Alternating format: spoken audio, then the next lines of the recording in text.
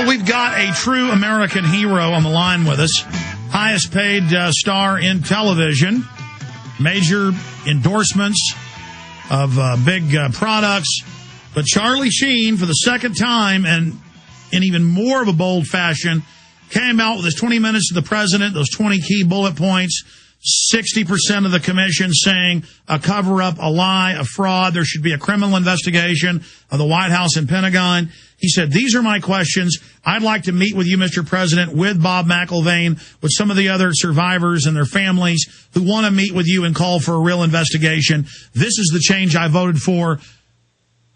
And the media spun it and said, Charlie Sheen wants to hurt the families. The families all hate him with no evidence. True defamation, true slander, true libel. And so Charlie last Friday issued the challenge. He said, any of you people, the daughter of McCain, Rush Limbaugh, Sean Hannity, Bill O'Reilly, you come on a live TV show, you debate me on the facts. I'll bring the truth. You bring popular mechanics, whoever you want. And these cowards are real tough with their teleprompters, but they won't debate him. But they have ratcheted up the attacks to the nastiest stuff I've ever seen. There's a lot of stuff happening behind the scenes as well, but that'll come out in the future if Charlie wants to bring it out. Regardless, 9/11 truth back on the front burner. The establishment wasn't just able to use it for their police state and their wars this 8th anniversary. And now we're seeing all the new tapes coming out trying to counter us. Charlie Sheen, great to have you here with us. Great to be here, Alex. How are you, man? Good. There's a lot to talk about. Yes, there is. Yes, there is. Where shall we start? Wherever you'd like. Well, I think we got to talk about this continuing mainstream media attack that is just so unfounded and just baseless and without merit and is so desperately trying to swing the focus into a different direction that is just mired in blatant fiction and total manipulation. And it's just it's so transparent. It's so predictable. I mean, if this is the best they got, how can we rely on any of these clowns for anything legitimate about any aspect of the news or the world we live in, period? Well, that's why they're all losing market share, is because people don't trust a damn thing they say. And we've got polls of 83% on CNN supporting you, 84% questioning the official story in the New York Times. You're bad for reading the Washington Post quoting 6 of the 10 commissioners saying it's a fraud. But see, they won't counter that. They make up stuff you never said. Yeah, they are. They're really insistent on spinning all sorts of quotes and theories and beliefs and ideas and statements that I've put forth, and it is such a blatant misrepresentation of what you and I have been, so painstakingly focused on here and so careful about, the bullet points that we chose and the way that we constructed the letter and the message that we're delivering, that it's just, I've got to believe at some point there could be some legal action here,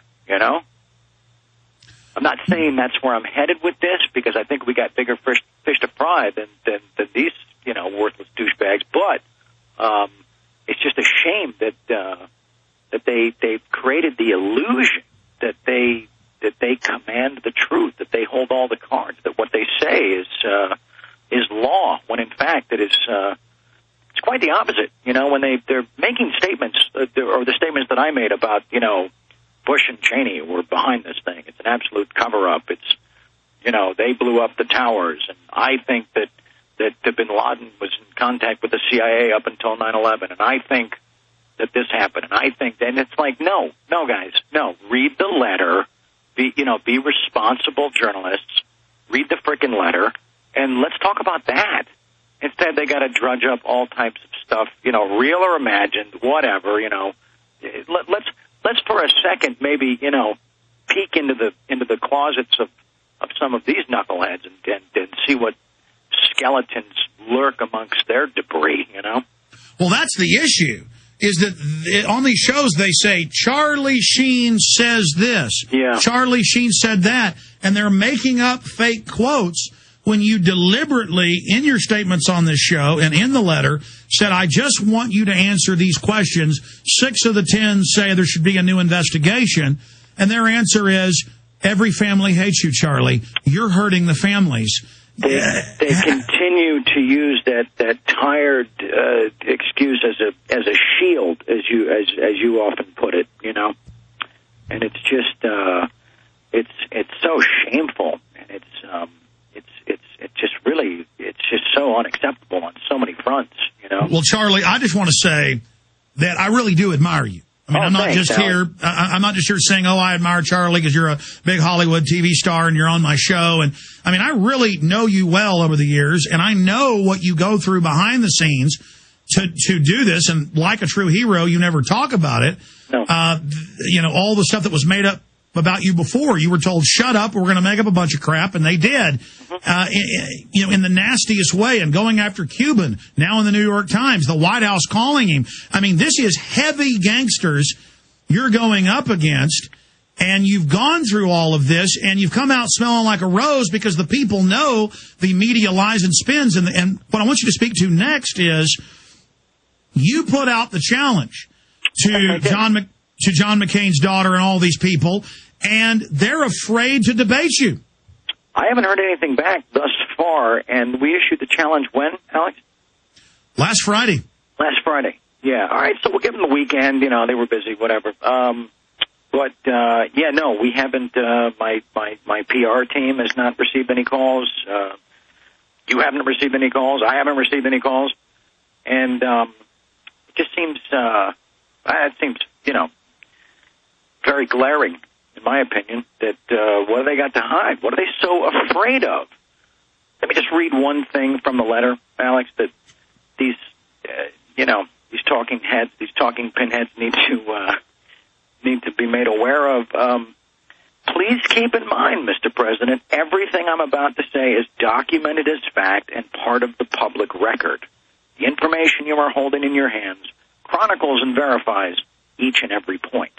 Now, would you and I have written a statement like that just prior to the briefing if we didn't feel it was absolutely bulletproof and stood completely on its own? No, we wouldn't have. And now that is in the White House hands. Gibbs has it. They've called you back. You've talked to them. We have their emails. We didn't publish their emails or phone calls back to you. We published your emails to them, you know, out of respect to privacy, even though it's a public office of the White House press secretary, Gibbs. Sure. Here you are saying, I'd like to meet with you with the 9/11 families. You're in contact with the 9/11 families. Here you are saying, I'd like to debate. And on top of that, Larry King was hot to have you on, but he said, we've got to have somebody on the other side. And then Larry King called you up last week, and they said, look, we can find no one to debate Charlie Sheen.